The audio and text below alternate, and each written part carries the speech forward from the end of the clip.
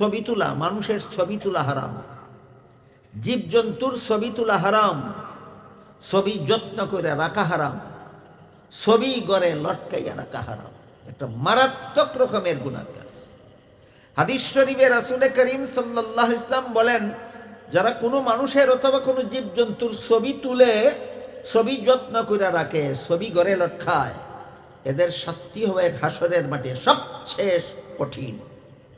সমস্ত পাপিষ্ঠদের মধ্যে কঠিন শাস্তি হবে ছবিওয়ালাদের। যারা ছবি তুলে, ছবি যত্ন করে রাখে, ছবি গড়ে লটকে রাখে, এদের শাস্তি হবে হাসরের মাঠে সবচেয়ে বেশি কঠিন।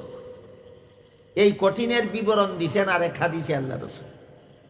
সেই হাদিসে রসুল ছবি যারা তুলে, যারা ছবি যত্ন করে রাখে, যারা ছবি লটকে রাখে, এদের শাস্তিটা যে সবচেয়ে বড় কঠিন হবে, এই কঠিনের বিবরণ দিয়ে আরেক হাদিসে আল্লাহ রসুল বলেন, যে ছবি তুলছিল তারে যেভাবে আল্লাহ জীবিত করে হাসরের মাঠে দাঁড় করাবেন, ছবিগুলিরেও আল্লাহ আবার উদ্ধার করে হাসরের মাঠে উঠাইবেন। উঠাইয়া যে ছবি সাফাই ছিল, যে অর্ডার দিছিল, অতটা ছবি আমার সবকে দাও, এরা জিজ্ঞাসা করবেন ছবিগুলি কে উঠাইছিল? কইব আমি উঠাইছিলাম। আল্লাহ জিজ্ঞাসা করবেন, এদের তো মুখ আছে দেখা যায়, কথা বলে না কেন? সে বলবে, মুখ থাকলে কি হবে, জান নাই, প্রাণ নাই, এই জন্য কথা বলতে পারে না। আল্লাহ জিজ্ঞাসা করবেন, এদের তো চক্ষু আছে দেখা যায়, দেখে না কেন? বলবে, চক্ষু থাকলেই দেখা যায় না, প্রাণ থাকতে হয়, প্রাণ নাই এই জন্য দেখে না। আল্লাহ জিজ্ঞাসা করবেন, এদের তো আঁত আছে দেখা যায়, ধরে না কেন? একই জবাব দিবে, প্রাণ নাই এই কারণে ধরতে পারে না। আল্লাহ জিজ্ঞাসা করবেন, তোমার ছবির তো পা আছে দেখা যায়, হাঁটে না কেন? একই জবাব দিবে, প্রাণ নাই এই কারণে হাঁটে না। তখন আল্লাহ বলবেন, আমার বিধান মতে ছবি তোলা হারাম ঘোষণা করেছিলেন আমার নবী, তুই বড় রঙে রসে এই হারাম কাজ করছস। টেক্কা করছস না, রঙে রসে করছস। এখন হয়তো এটার মধ্যে জান দিয়া, প্রাণ দিয়া, কথা কোয়াইবে, চোখকে দেখাইবে, পায়ে চালাইবে, না পারলে জাহান্নামে যাইবে। এই হইল ছবি তোলার কঠিন শাস্তি হাসরের মাঠে। এর বিবরণ হইল এটা, জানও দিতে পারবে না, জাহান্নাম থেকেও বাঁচতে পারবে না। এটা কোন ছবি? টেকা বসত না রঙ্গে? রঙ্গে। আর একটা আছে টেকা বসত। টেকা বসত কিরকম? আপনি হজে যাবেন, কথার কথা, আপনি হজে যাবেন, পাসপোর্ট ছাড়া যাইতে পারবেন না। ছবি ছাড়া পাসপোর্ট হইব নি? হইতো না। তাহলে আপনি হজে যাইবার জন্য পাসপোর্ট করলেন, এবং পাসপোর্টের প্রসেসিংয়ে গিয়ে আপনি ছবি উঠাইয়া পাসপোর্টে লাগাইলেন। এটা কি রঙের ছবি না টেক্কা ছবি? এরকম টেক্কা যদি কেউ ছবি তুলে, হাসরের মাঠে আল্লাহ তাকে মাফ করে দিবেন। এখন বুঝলেন, হাসরের মাঠে যে আল্লাহ অনেক বন্দারে তার গুনাহ দেখাইয়া বলবেন মাফ কইরা দিলাম। কোন ক্যাটাগরির গুনাহ? যেটা টেক্কা করছিল, যেটা টেক্কা যেই গুনাহ করছিল, এমন গুনাহগারদের হাসরের মাঠে দেখাইবেন, তুই এতগুলি গুনাহ করছিলে, কিন্তু তুই রঙে করছস না, ঠাট্টা কইরা করছস না, উপহাস কইরা করছস না, আমার বিধানকে অবহেলা কইরা করছস না, আমার বিধানের প্রতি তোর অন্তরে যথেষ্ট পরিমাণ ভক্তি শ্রদ্ধা ছিল, কিন্তু তুই ঠেকা বশত গুনাহগুলি করছিলে, আমি আল্লাহ তোরে মাফ কইরা দিলাম। এই হিসাবটার নাম সহজ হিসাব। হিসাবটার নাম সহজ হিসাব। এই ব্যাপারে আরেকটা হাদিসের ঘটনা আপনাদেরকে শুনে। হাদিস শরীফে উল্লেখ আছে, রাসূল করিম সাল্লাল্লাহু আলাইহি ওয়াসাল্লাম বাজার থেকে ময়ূরের ছবি ছাপা একটা চাদর কিনছিলেন, কিনা নিজের ঘরে লটকাইয়া রাখছিলেন। পরের দিন জিবরিল ফিরিস্তা নবীর কাছে ওহী নিয়ে আসলেন। অন্য দিনের মতো নবীর কাছে না গিয়া, ঘরে না গিয়া, ফিরিস্তা নবীর ঘরের বাইরে দাঁড়াইয়া রইলেন। নবী জিজ্ঞেস করেন, ও জিবরিল, যতদিন ওহী নিয়ে আসো, ঘরের ভিতরে আমার কাছে আসো, আজকে বাইরে দাঁড়াইয়া রইছো কেন? জিবরিল বলেন, আজকে যে ওহী লইয়া আইছি, এই ওহী আমারে আপনার ঘরে ঢুকতে দেয় না। নবী জিজ্ঞেস করেন, আজকে কি ওহী লইয়া আইছো? জিবরিল বলে, আজকে ওহী লইয়া আইছি, আজকের থেকে কিয়ামত পর্যন্ত যার ঘরে কোনো মানুষের ছবি লটকানো থাকবে অথবা কোনো জীবজন্তুর ছবি লটকানো থাকবে, তার ঘরের ভিতরে যে কোনো রহমতের ফিরিস্তা প্রবেশ করা নিষেধ। আইয়া দেখি আপনার ঘরে ময়ূরের ছবি ছাপা চাদর লটকাই। আজকে যে ওহী লই আইছি, এই ওহী আমারে আপনার ঘরে ঢুকতে দেয় না। নবী বলেন, ও জিবরিল, ছবি লটকানি হারাম, এই ওহি লই আইসো তুমি আজকে। আর যে চাদরটা আমি লটকাইছি ময়ূরের ছবি ছাপা, যে বাজার থেকে কিনছি গতকাল, বুঝে থাকলে বলেন হারাম হওয়ার পরের দিন রসুল চাদর কিনছিলেন না আগের দিন? তা আমি তো যেদিন ময়ূরের ছবি ছাপা চাদর কিনছি এদিন তো ছবি লটকানি হারাম ছিল না, আজকে ওহি লই আইসো হারাম, তা আমার পয়সার কিনা চাদরটা কি করব?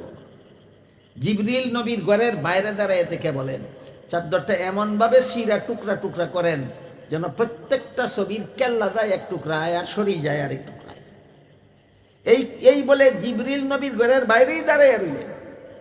জিবরিলের কথা মতো নবী পয়সার কিনা চাদরটা এমনভাবে ছিঁড়া টুকরা টুকরা করলেন যে প্রত্যেকটা ছবির কেল্লা গেল এক টুকরায় আর শরীর গেল আরেক টুকরায়। তারপর জিবরিল ফিরিস্তা নবীর ঘরে ঢুকিয়া বললেন, আজকের থেকে কিয়ামত পর্যন্ত আপনার যে কোনো উম্মতের ঘরে কোনো মানুষের ছবি অথবা কোনো জীবজন্তুর ছবি লটকানো থাকবে, তাদের ঘরে কিয়ামত পর্যন্ত কোনো রহমতের ফিরিস্তা প্রবেশ করবে না।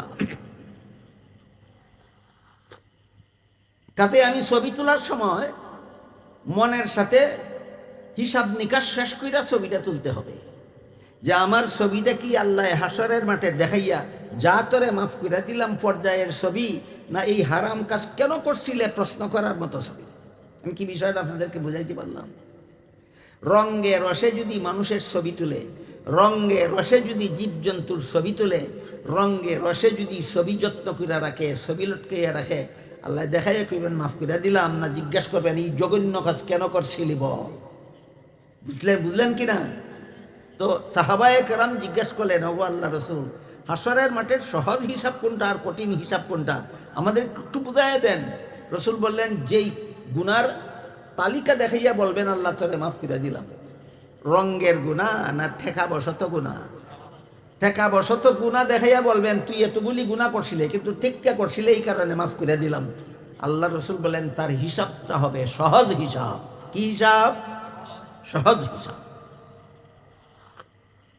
কিন্তু যারা গুনাহ করছে আল্লাহর বিধানকে অবহেলা করে, অবজ্ঞা করে, আল্লাহর বিধানকে ড্যাম কেয়ার করে যারা গুনার কাজ করে, আল্লাহ এদেরকে হাসরের মাঠে জিজ্ঞাসা করবেন এই হারাম কাজগুলি কেন করেছিলে বল। রাসূল বলেন এইভাবে হাসরের মাঠে যেসব গুনাহগারদেরকে আল্লাহ জিজ্ঞাসা করবেন গুনাহগুলি কেন করেছিলে বল, তাদের জাহান্নামে যাওয়া ছাড়া রক্ষা নাই। এই হিসাবটার নাম হইল কঠিন হিসাব। আমার কথাগুলি যদি আপনারা বুঝে থাকেন তাহলে বলুন তো, আমরা দৈনন্দিন জীবনে যত গুনাহ করে তা কি সহজ হিসাবের আওতায় পড়ে না কঠিন হিসাবের আওতায় পড়ে?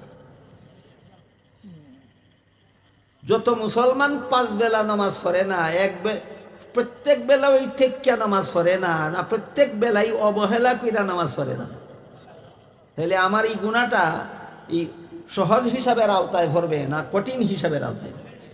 এই হিসাবগুলি বোঝার জন্য ওয়াজের দরকার। এই হিসাবগুলি বোঝার জন্য সর্বস্তরের মুসলমানের হক্কানি উলামায়ে কেরামের মুখ থেকে কুরআন হাদিসের বিবরণ শোনা দরকার, বোঝা দরকার, যে আমি যে নামাজটা কাজা করলাম দেখে ঠেক্কা করলাম না অবহেলা কইরা করলাম। ঠেক্কা কইরা থাকলে তো আমার সহজ হিসাবের আওতায় পড়বে, আর অবহেলা কইরা যদি নামাজটা কাজা কইরা থাকি এটা তো আমার কঠিন হিসাবের আওতায় পড়বে।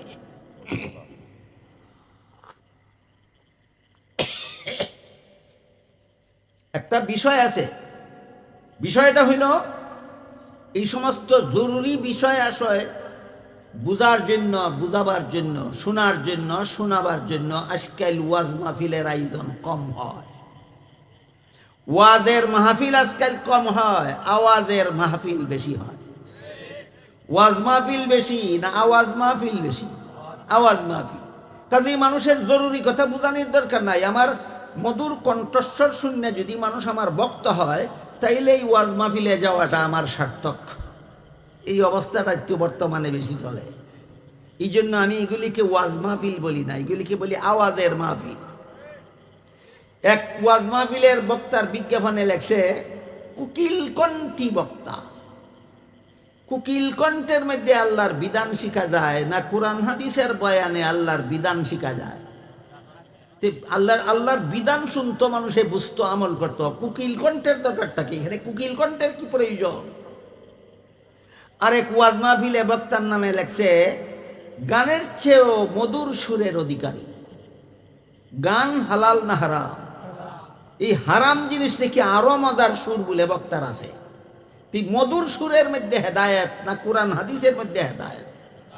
যারা ওয়াজের আয়োজন করে এরা নিজেরাই পথভ্রষ্ট। যারা ওয়াজের আয়োজন করে এরাই জানে না যে ওয়াজের আয়োজনটা করলাম মানুষকে আল্লাহর বিধান শিখাবার জন্য, না কুকিল কণ্ঠীদের মধুর সুর শোনাইয়া মানুষকে ভক্ত বানাবার জন্য। ওয়াজ আয়োজনকারী কমিটিরা নিজেরাই পথভ্রষ্ট। এরা ভালো বক্তা দাওয়াত করবে কোত্থেকে? আর এই সমস্ত কুকিল কণ্ঠীর বক্তার কথা শুনি না দেশের মানুষের হেদায়েত হবে কোথার থেকে? কাজে এই সমাজে ওয়াজ মাহফিলের আওয়াজ মাহফিলের সংখ্যাই বেশি। যাদের হিসাব কঠিন হবে আপনাদের ভালো করে বোঝা দরকার। আমি প্রত্যেক দিন যত গুনাহ করি এটা কি সহজ হিসাবের আওতায় পড়ে না কঠিন হিসাবের আওতায় পড়ে? এটার মাপকাঠি হইল আমি গুনাহটা কি রঙ্গে রসে করলাম নাকি ঠিক্কা করলাম, এইটা হইল মাপকাঠি। আমি একটা গুনাহ যদি ঠিক্কা কইরা থাকি, ছবি তোলা হারাম ছিল কিন্তু পাসপোর্টে না লাগাইলে আমার বিদেশ যাওয়া হয় না, ঠিক্কা ছবি তুলছি, এটা সহজ হিসাবের আওতায় পড়বে। কোনো টেকা নাই, কোনো প্রয়োজন ছাড়া, কোনো ঠেকা ছাড়া, শুধু আমার মনটায় চাইছে ছবি তুললাম, এটা কঠিন হিসাবের আওতায় পড়বে। এই বিষয়গুলি সর্বস্তরের মুসলমানের জানা দরকার, বোঝা দরকার যে আমি প্রত্যেক দিন যত গুনাহ করে চলেছি এগুলি সহজ হিসাবের আওতায় পড়ে না কঠিন হিসাবের আওতায় পড়ে।